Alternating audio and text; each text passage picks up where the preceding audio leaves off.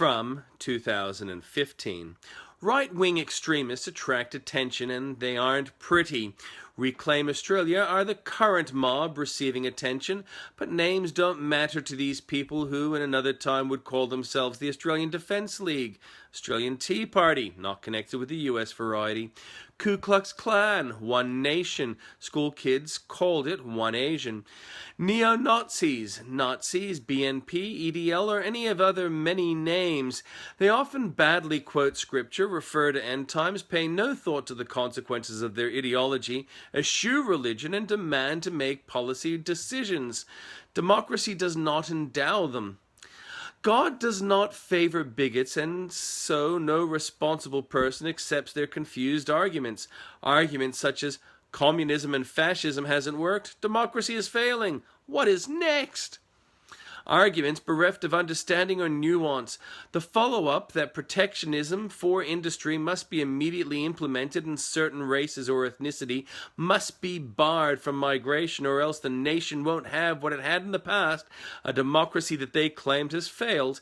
It doesn't matter that migration orderly promotes growth and that protectionism hurts industry. The effects of the demands of these extremists is to run apartheid-style regimes through crippled industry where only the favoured keep riches. Zimbabwe, apartheid, South Africa, Spain under dictatorship, and World War II era Germany and Italy are not healthy economic or government models. And the alternative is not Sharia law, but liberal democratic values in a civilised, not extremist culture. Note, the extreme have not covered themselves with glory. Nice of Obama to celebrate an Islamic festival, but tasteless of him to have not acknowledged the damage of jihadism in a hit that same day. The world expects the U.S. president to bring weight and understanding to issues.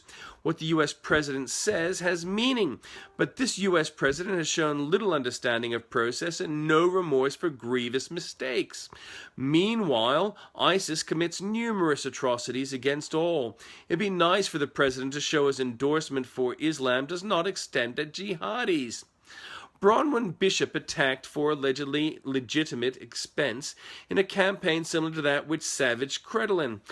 News Limited editor Malcolm Farr, who apparently writes exclusively for the Australian Labor Party, even when sober, to be fair, Glenn Milne threw the punch at Crikey editor Maine at the 06 Walkley Awards, has launched an extraordinary broadside against the Speaker of the lower house, accusing her of not being as good as Anna Burke, an ALP speaker who presided over arguably the worst government Australia has had.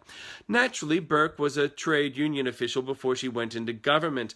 Bishop is a former actress who became a lawyer. At issue is a helicopter trip Bishop made and claimed in an expense. The trip does not seem to be an expense item, and Bishop has paid it back. Channel 9 News has called it a luxury helicopter trip, but Channel 9 are as balanced as Farr.